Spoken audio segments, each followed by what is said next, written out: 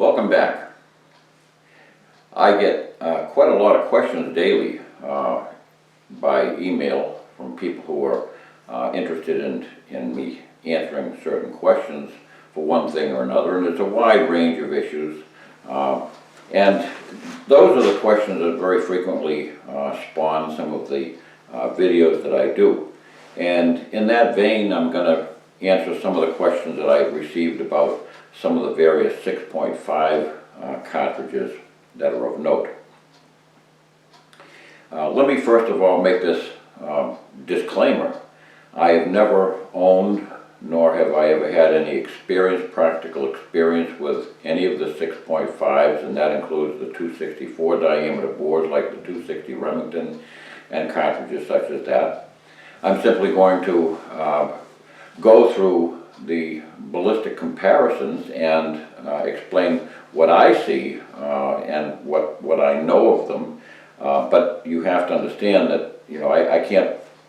I'm a practical shooter, and I purchased the guns that I have favored over the years, that I have selected for the reasons I need, and not necessarily for frivolous reasons. So I don't possess knowledge of all cartridges from a practical standpoint. However, all that being said, I certainly have a practical understanding and practical knowledge of what similar cartridges or cartridges which bracket other cartridges perform, how they perform, like what they do, and from that you can deduce very, very easily whatever expectations you might have or realize from a different cartridge that you have no experience with. The 6.5 diameter bore, and again that's the same exact bore diameter as 264 inch, and that includes names such as the 260 Remington or whatever. They're all the same bore diameter. The history of the 6.5 cartridges in this country has been rather spotty at best. In the last 20 or so years, popularity has increased on a gradual slide, and right now we're seeing what appears to be some solid interest in some of these 6.5 cartridges, most especially the 6.5 Creedmoor, the 260 Remington, and on occasion the 6.5 Swede. Those seem to be the ones that have generated the most interest in the mail that I have received. Now that's certainly not all inclusive. There are others, the 6.5 Grendel and things like that. But for the most part, I'm talking about the ones that I receive most of the questions about. And my audience, you know, is globular. So in other words, I receive questions from people not only from the United States but from parts abroad, which relate to cartridges that are more popular there. The 6.5 Swede is barely known in this country at all, but in Europe it's quite a popular cartridge, and it's very, very well known for being a big game sporter cartridge, medium to large game sporter cartridge. But let me go over a little bit of the history of the 6.5, and you might possibly be able to see some of the reason behind this lack of popularity in this country. Two of the most notable 6.5s of all time, the 6.5 Mannlicher Carcano, which is a 162 grain round nose bullet, was used by the fascist Italian government, with the Axis forces against the United States during World War II. That didn't raise its popularity quotient among patriotic servicemen, who sometimes brought them back, but stuck them in the wall cabinet more as a trophy. But it was not something that they wanted to go hunting with. And the other one of note was the 6.5 Japanese Arisaka rifle. And the Japanese, the Arisaka used a different approach. They used a 139 grain bullet, and with a Spitzer point bullet. You know, that was a very effective cartridge against U.S. forces in the Pacific. So again, we had two cartridges that had, you know, they had a very notorious reputation and were not well recognized as being American sporter cartridges. There has been, in my view, there has been a reluctance in America for people to get too excited about metric designations. I don't know why that is, and there's probably a lot of psychology involved. But you know, in speaking with people in my lifetime around around a table about guns, sitting in living rooms and talking about guns, I can tell you that there's a certain disdain for metric measurement that was existing through the years until just fairly recently. Americans are a very patriotic bunch, and they like their own numbers, like 30 caliber and 308 and things like that. They just 22. When you start talking about metric numbers to some people my age or older, very oftentimes their eyes glaze over and they just simply go, well, what's that? For one thing, they don't necessarily understand what the sizing system is. It's not something that they can readily identify in their thinking. So if you were to say to the average person which is bigger, a 6.5 or 25 caliber, many times they wouldn't have a clue. So that there's no relational number like 25 going to 27 to 28 and 30, 32, so forth. Those are the numbers that Americans typically understand and relate to. So when you get into metric numbers, they get a little bit fuzzy about it, understandably. And they rejected the metric numbering system back during the change from the Carter administration to the Reagan administration. Reagan basically threw it out. He said, we're not going to have that. He said that was not an American thing to do, to disavow and to toss out our numbering system that we had used in terms of inches and to turn inches into the metrics.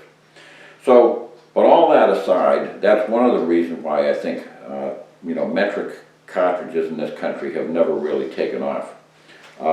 That's one of the many reasons.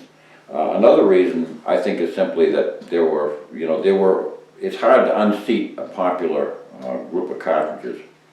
This has always been largely a 30 caliber country. When it came to deer rifles, 30 caliber really ruled the day. That was whether it was the 3006 or the 308 or the 3040 Craig that came before it, or the 3030. Some people would put up with a 32 or something like that, but for the most part, this was a 30 caliber nation. And 22s also. 22, so almost anybody's gun cabinet when I was growing up would have a shotgun and a 22 and a 30. Those were the things that everybody owned, and that's the things that everybody gravitated to it. And to swerve them off of that mark is pretty tough. You're talking about inertia here. Remington made some attempts at introducing 6.5 designations into the market, and for the most part they flopped. The 6mm Remington is now history. The 6.5 Remington Magnum, perhaps you've never even heard of it. It was a flash in the pan. I'm not even sure if it was much of a flash. That was another flop. They had immediately difficulties when they changed the 280 Remington name to the 7mm Express back quite a number of years ago, back in the 70s. That caused all kinds of consternation, and people were unwittingly buying 7mm Express, confusing it for the 7mm Remington Magnum, and they were having all kinds of serious issues. So they had to scrap that name and go back to the 280 Remington. But there have been through the years many different attempts to introduce 6.5 cartridges to the American scene, and they were met with some degree of resistance. I'll give another example of another metric that very, very quickly failed, and that was the 6.8 Remington SPC.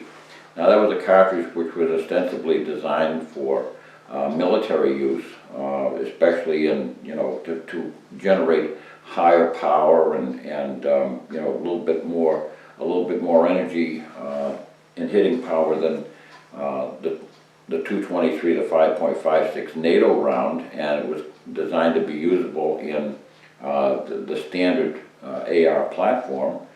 But that again, because I believe that there was a serious problem with Remington's decision to call it a 6.8. Nobody knew that a 6.8 was the same number as 277, the same number as a 270 Winchester. If they had known that it was the same diameter bore as a 270, maybe it would have had a chance to survive. But 6.8 was a number that just popped in out of the sky and had no relationship whatsoever to anything that people understood.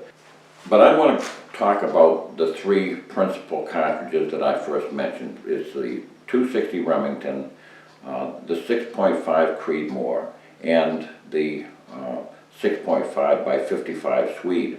Those are the ones that I seem to get the most popular questions about. The first one on the scene and the oldest on the scene is the 6.5 by 55 Swede. As I mentioned, that's a very popular cartridge especially in Scandinavia. It's used for any game up to and including their moose, which is very similar to our moose creature. It's a cartridge which has very, very good penetration. It has a very, very long bullet. It was based on initial military bullet length of 160 grains, and therefore it has a very, very fast twist, and it can handle virtually any bullet weight from the very lightest, from below 120 grains all the way up to the 160 grain bullet, even down to a 100 grain bullet.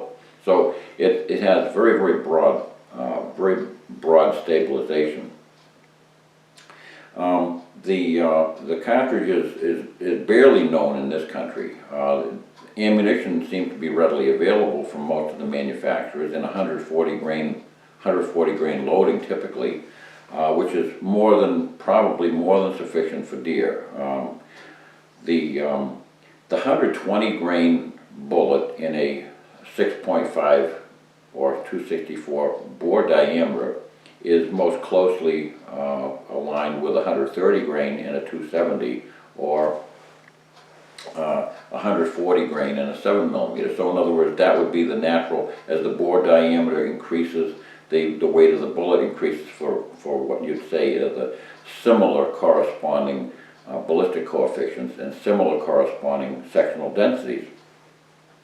They're not identical, but nevertheless, this is the progression. So if you're looking for penetration and ballistic flight similarities, the ability to carry through the air with the same resistance level, basically a 120 grain 6.5 bullet corresponds similarly to a 130 grain 270 bullet. It corresponds very similarly to a 100 grain 6 millimeter bullet, very similarly to a 140 grain 7 millimeter bullet, and a 165 grain 308 diameter bullet. So in other words, that's where it fits in that same pack.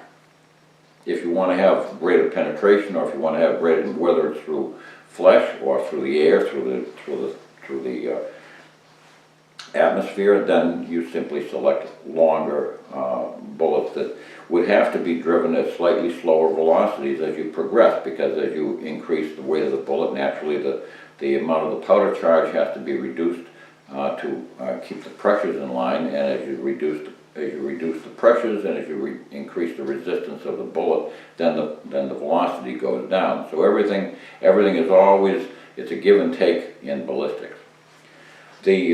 But the 6.5 was a very popular cartridge in Europe, and it's a very, very well-proven cartridge where it has been taking, sizable game through the years. Now I can't testify to how competently it takes moose. I know that there are those that have written to me that say that it's a very, very capable moose cartridge, and I have to take them for their word on that, and there's no reason to disbelieve that. Now, I will say from the very get-go that we can never simply assign bullet and cartridge effectiveness according to its ability to penetrate. Penetration is only one of the factors that puts an animal down. The ability for a bullet to expand sufficiently to cause tissue destruction is the most important thing of all. A bullet that fails to expand and cause tissue destruction is basically going to pass through unimpeded, and it's going to cause very little bleeding or very slow bleeding, which will lead to a wounded animal that will probably die shortly, but it may certainly escape, or could cause an awful lot of aggravation to find him by the time you track him down. So there is a relationship between bore diameter and sectional density as well. There are two primary things that you have to keep in mind when you're dealing with cartridges. As cartridge bore diameter goes down, sectional density tends to become more relevant and more important in the scheme of things. You know, that's why the 150 grain bullet has got relatively poor ballistic coefficient, has got relatively poor sectional density for driving through flesh because of any factor of its own. In other words, it doesn't have an awful lot of length. It's a very stubby, short bullet length compared to, let's say, the 130 grain 270 bullet, or 140 grain 7mm bullet, or 120 grain 6.5 bullet. But what it does is that with the average 30 caliber cartridge, such as the 308 or the 3006 or such, it drives through by brute force. In other words, the energy is what propels it through the flesh. So this is what you have to keep in mind as you compare cartridges. You can't simply compare cartridges in a vacuum according to sectional density and ballistic coefficients. And I also, now in talking about but we do know that the 6.5 from historic performance performs apparently adequately and reliably on deer-sized game, at the very least. And we certainly can attest to that by comparing it to a cartridge which is much smaller. A 100 grain bullet with a 243, or 100 grain or a 90 grain bullet and a 243 bore is a very capable and proficient deer getter. So, you know, making sure that you're avoiding large bone tissue and things like that, because that's a bullet which doesn't have quite the carrying capability and smashing power to get through heavy structures of animal. But deer are not that heavily constructed, so it's not a huge issue. But if you go to the next cartridge, there's two cartridges that have been around now for a little while. The 260 Remington has been around now for quite a number of years, and the 260 Remington has made a pretty good has had pretty good success in selling. It's a cartridge which is based on the 308 Winchester case. And that cartridge, being based on the 308 Winchester case, falls in line with the whole family of cartridges which work very fabulously. In other words, the 243 Winchester, itself the 260, the 7mm 08, and the 308, and there's some Wildcats with larger bullet diameters. So it's a cartridge which is based on a very solid, good volume of powder capacity.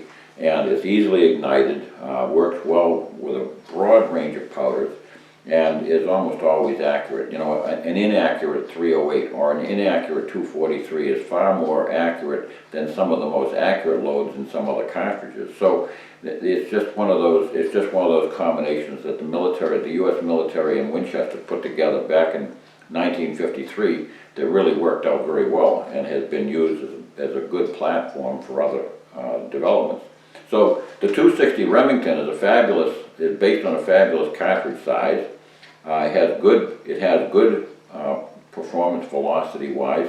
120 grain bullet is driven, it can be driven at roughly a little over 3,000 feet per second, which is a very, very good, it's a very good speed to cover ground. And with a bullet which has got a similar ballistic shape as a 270 Winchester, you know that it can cover that ground, and because it has a slightly better ballistic coefficient, it almost keeps up with the 270. Now you might say, well, I think it would go faster. Well, because it has a slightly better ballistic shape. Well, that's theoretical, but the 270, remember, can be driven at faster speeds. It can be driven at about 150 feet per second faster. So it still has to catch up with the 270. And inside hunting ranges, normal hunting ranges of up to 350 to 400 yards, it never really catches up to the 270. But it does a very adequate job of getting within about 4 inches or so in trajectory height over 400 yards, and that's a notable accomplishment.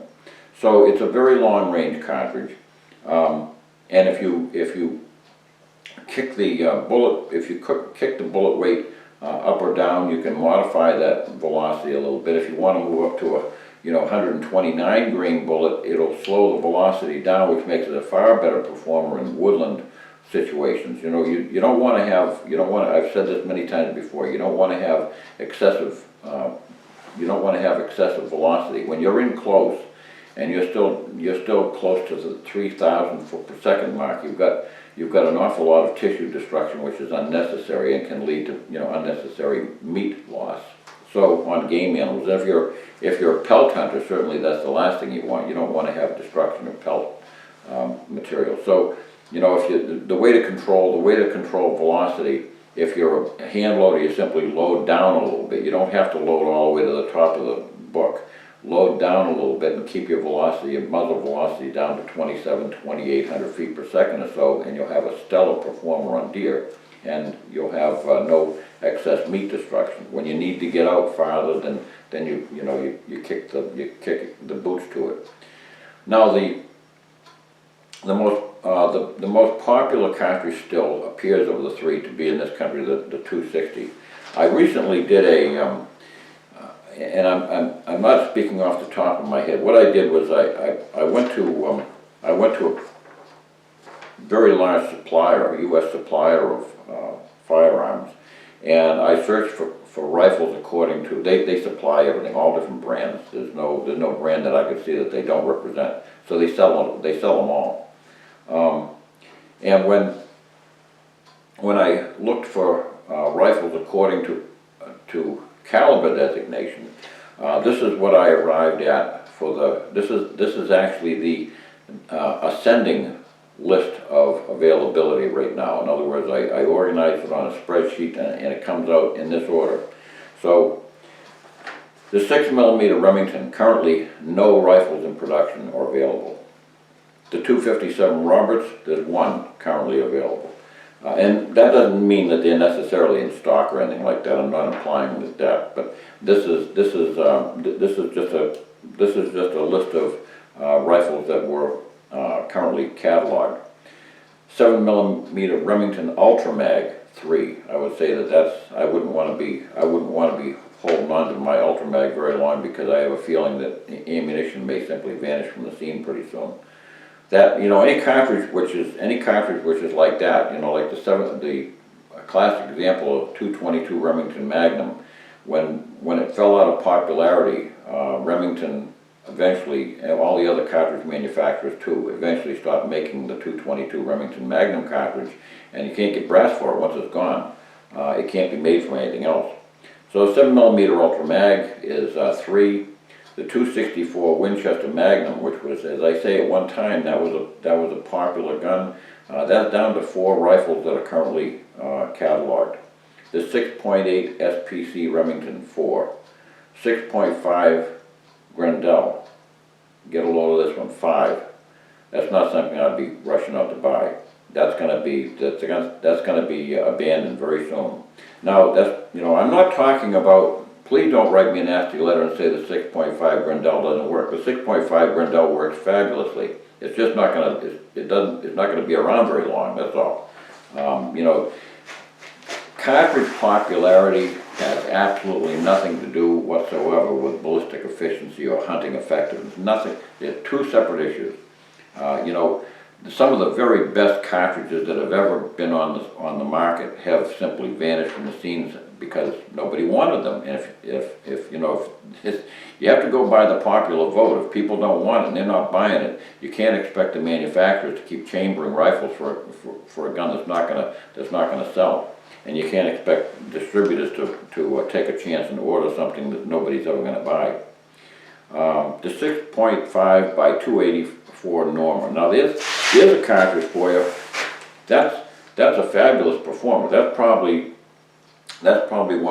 one of the more popular long-range thousand yard cartridges because it was based on the 284 case, Winchester case, which had a rebated rim.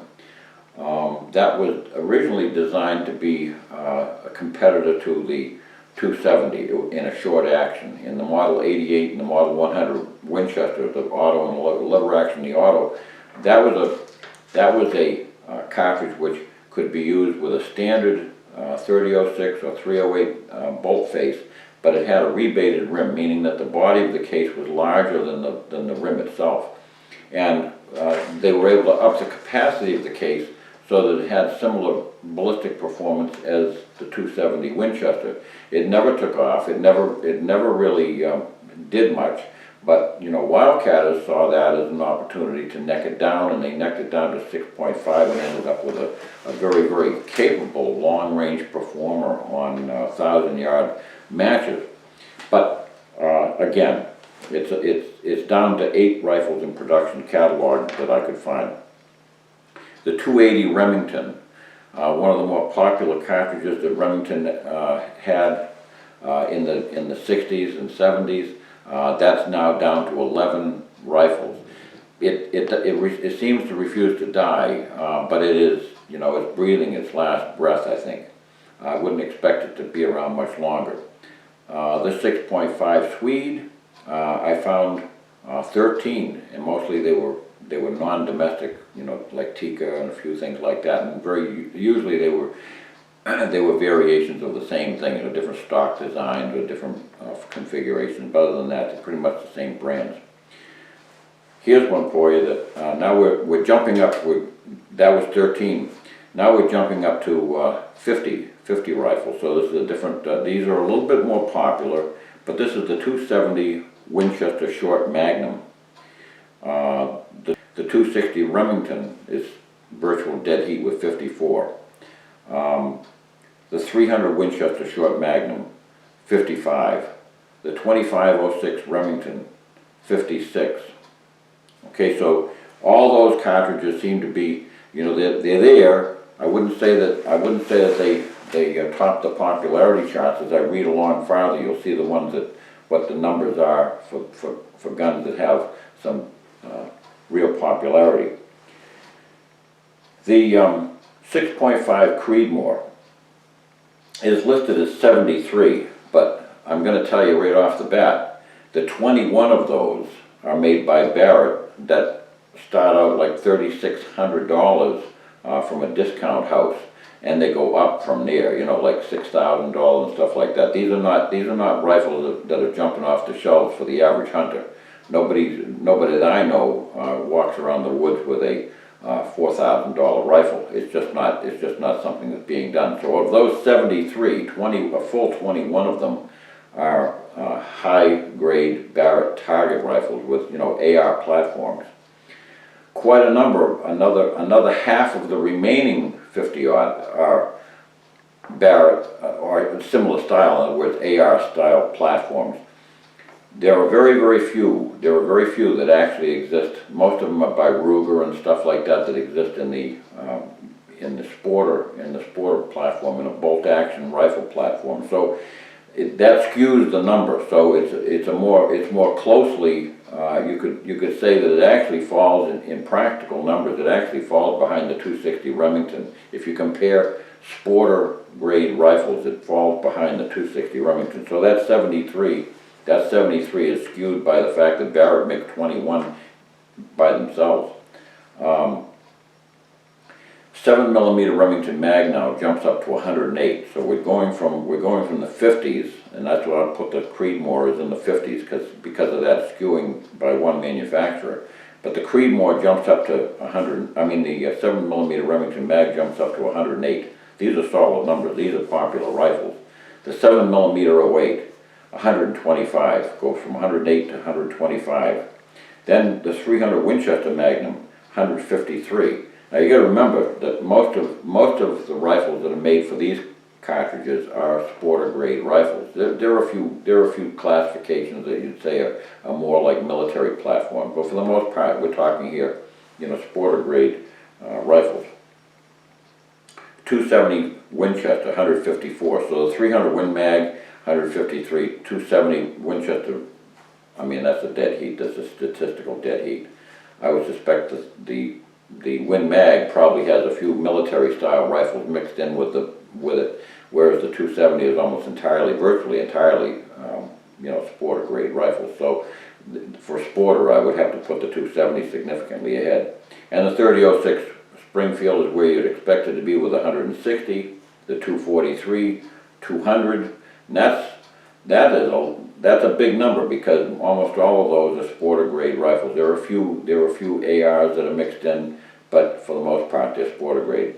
Now the 308 Winchester, here's another one that's very, very skewed because it's listed as 529, but you know where most of those are. The 529, that is the large frame AR style platform, and that's a cartridge which does very, very well sales wise in that format, in that auto rifle format. So, but in sporter grade rifles, it ranks similarly to the 243.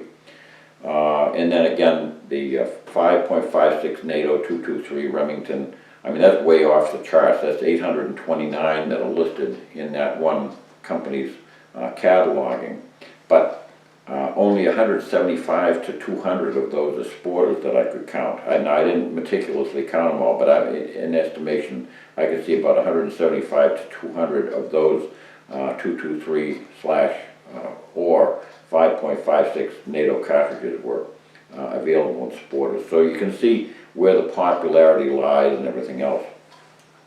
Remember those other numbers. The 6.5 Grendel, it's not even worthy of talking about it right now because that was a cartridge which was rejected by the military when it was introduced, and it was purportedly going to be the replacement to the 223, to 5.56 NATO for the military, and they simply didn't buy it. That was the same thing that happened to 6.8 SPC. They didn't buy it.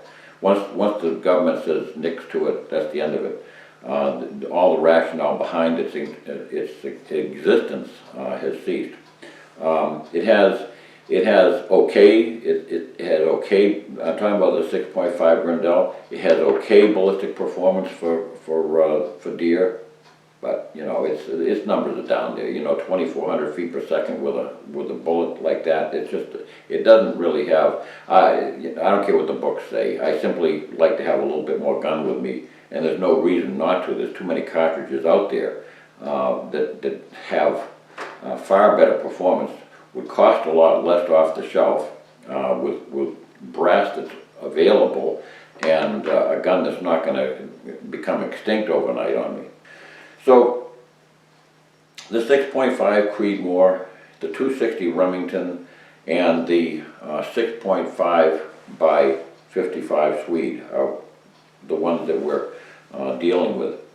They all, if loaded to capacity, the 6.5 Swede does not need to be the 2,400 to 2,500 foot per second underperformer that it is in this country. In Europe, it is, in Scandinavia, it's loaded to its much greater potential. And that's probably logical, because in that country, in those countries, in Sweden and Norway and places like that, we're talking about a rifle which is currently in production in sporter grade rifles, and so they can fill that case capacity up to its standard amount of pressure and get a good performer out of it. Of the 3 cartridges, that has significantly larger powder capacity than the 6.5 Creedmoor. It has significantly more powder capacity than the 260. The 260 falls right between the two. In other words, 6.5 Creedmoor, 260 Remington, the 6.5 Swede. That's the powder capacity. Powder capacity rules the day when it comes to velocity in a standard rifle. When you have a rifle which is strong and capable of taking full pressures, then they're all the same. Now, there's no difference between them. Those 3 cartridges run at exactly the same muzzle velocity within a few feet per second. It means absolutely nothing. Anything less than 100 feet per second is of no consequence whatsoever, and they all run within about 25 feet per second of one another. 25 feet per second that's less than the variation between the high and the low velocity in a given string. So that's a discountable figure. They all have more than sufficient killing power on deer. You know, they're bigger than the 243, which has taken, you know, countless thousands of deer reliably. They have more than adequate penetration on that size game. We have the testimony from people who hunt with the 6.5 Swede in Scandinavia that it takes their moose reliably. So there's no reason not to suspect that it's, you know, an underperformer in any way. Now, let me talk about its exterior ballistic performance.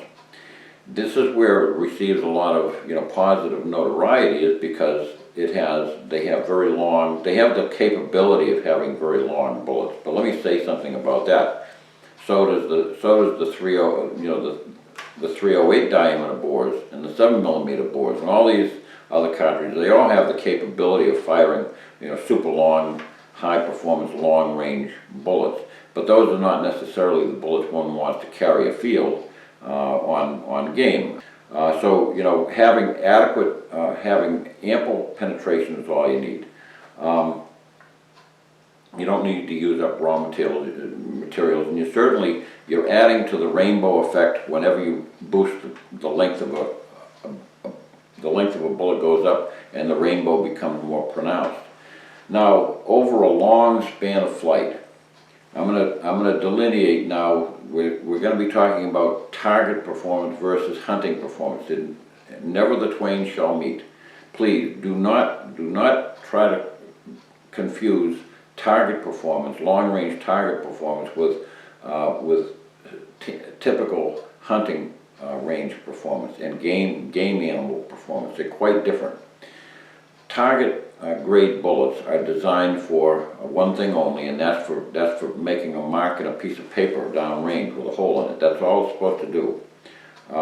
And the ability for a long bullet to have a high ballistic coefficient will reduce its wind drift and give it better predictability at arriving on target without drifting off target. A person who's using a mil-dot scope and is shooting at known ranges that he can compute, he couldn't care less about the sloped trajectory, how fast that bullet's descending into the target. He knows exactly where the bullet and the paper are going to intersect, so that's a no-brainer. The only thing he's really concerned with, the thing that will separate him from the guy beside him, is how much the bullet veers off target due to unseen wind that occurs between him and the target. So in the course of a 1,000-yard flight, a bullet can then encounter rivers of wind, which can cause that bullet to veer en route to the target and cause wide dispersion on the paper. So this is the reason, this is the rationale behind having long, efficient ballistic coefficients that will help thwart that error. But, you know, within reasonable hunting ranges of out to 400 yards, those differences tend to be minimal. And the thing that becomes more difficult for the average hunter, who doesn't have the opportunity to consult his ballistic tables and his computer and everything else, there it is, the game is standing there and you've got but a second or two to take aim and shoot. So, you know, you're using what's called point-blank trajectory, and I've spoken about point-blank trajectory before, and I'll do a video on that especially and talk about that. But this is what the hunting person who is hunting wild game, game that is not positioned and, you know, does not take stationary positions. This is what he has to rely on, is point-blank aim. Anybody who goes afield thinking that you can start computing this stuff is basically, you're in the wrong game. That's target stuff, that's sniper stuff, and all the other things. But a good hunter will simply know that his point-blank range will put his bullet on target without having to dial knobs and all that stuff.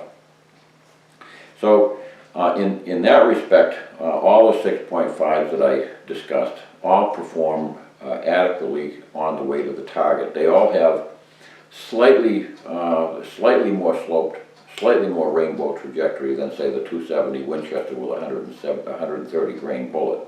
Not much different. About within 3 to 4 inches with standard hunting weight bullets.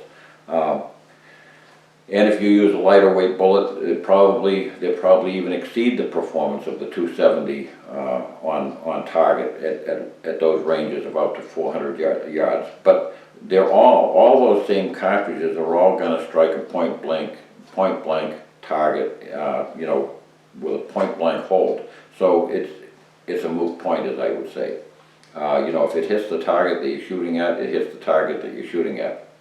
Now you have to consider. Now I'm using this disclaimer. I'm not a 6.5 user. I've had no experience with it, but I can relate to what a good guide of mine by the name of Rob told me one day. We were sitting having lunch after we had taken an elk out in northeast New Mexico. I asked him, I said, what do you think about different bore diameters? And this is what he said. Now here's a guy who has accompanied hundreds of people through the years on basically trophy elk hunts. You know, he was a guy who was in his late 40s when he was taking me out. He had been on hundreds of elk hunts, not even including the ones that the hundreds that the different hunts that he had done on his own through the West. But he said there was a direct relationship between bore diameter and the speed in which an animal basically succumbed and went down. He said there was no question that you know, when he was in woodland country, in the higher woods, when the elk are up into the deep timbers, he said he never wanted to have anything less. This is what he told me. He said he never wanted to have anything less than a 30 caliber bore diameter, simply because he wanted to be able to get that. He wanted to be able to get that big guy down in a hurry without having to try to find him in the woods. Remember that you don't just simply track an elk in such country, because there's thousands of tracks everywhere. You know, it's like the fireworks display just got out, and everybody has tracked up the place and leaving all kinds of litter. I've never seen anything like it. When you're in elk country, there are tracks going in all different directions. You can't just simply say, well, I'm going to track my game until I get to him. It doesn't work that way. And so he said he always wanted to have a bore diameter of 30 caliber or more to get the guy down now. He said as the bore's size got down, he said the animals went a little bit farther. With each graduation down the list, he said they went a little farther, whether it was 7mm bore diameter, going down the list to, you know, 6.5, going down the list to he said he absolutely would not go out with a guy who was taking such small calibers as 243s or anything like that, regardless of what length bullet they were using. You know, he said there's no such thing as an elk that will give much thought to that small bullet hole going through him. You know, he's gonna take off and he's gonna go a long way, he said. So that has nothing to do with whether the animal dies or not. Certainly any animal that's so wounded is going to die or suffer agonizing death at some point down the line. But, you know, he's talking about effectiveness. So that leads me to conclude that, you know, you have to place the 6.5 in its proper perspective against the other cartridges that are on the scene. To me, it would be the ideal cartridge. Any one of those 6.5 would be the ideal cartridge for a person who's a young shooter, you know, or perhaps a woman who, you know, doesn't have the capacity or the liking for heavy recoiling cartridges. You know, it may very well be the ticket. Having said that, you know, that's only an age group which only lasts for so long, you know, so whatever your investment is, you have to compute that against, you know, how long it's going to be necessary. I've seen quite a number of, you know, fairly stout kids that can handle the 7mm 08, and the 7mm 08 has very, very similar trajectory to any of the 6.5s.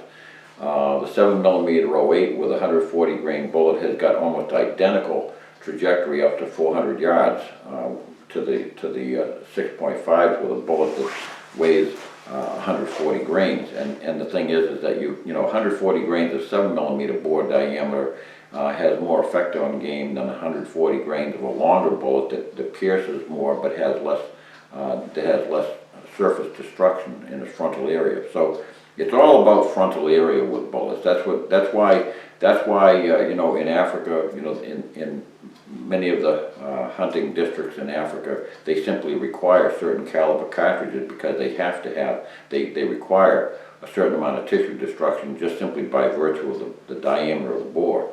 So these are all parts of the equation that you can only put together, and I can't answer for you. But they're certainly viable. Any of the 6.5s are very viable.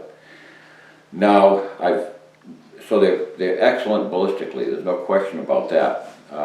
You know, just what you decide to use them for is something that only you can decide, and I can't give you any recommendations based on my own, based on any use that I have had.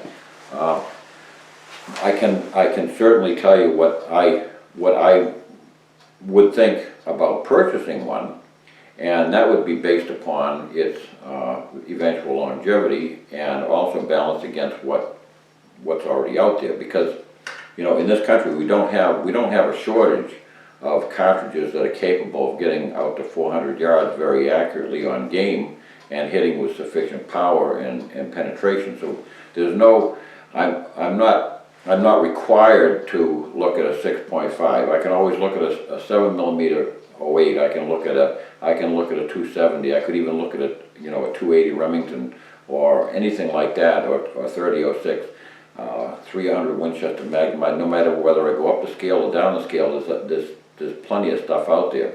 This is the thing that I would look at, is the fact that you know, these cartridges don't look like they have that much staying power on the market. We do know that the 2506 Remington has got a pretty popular,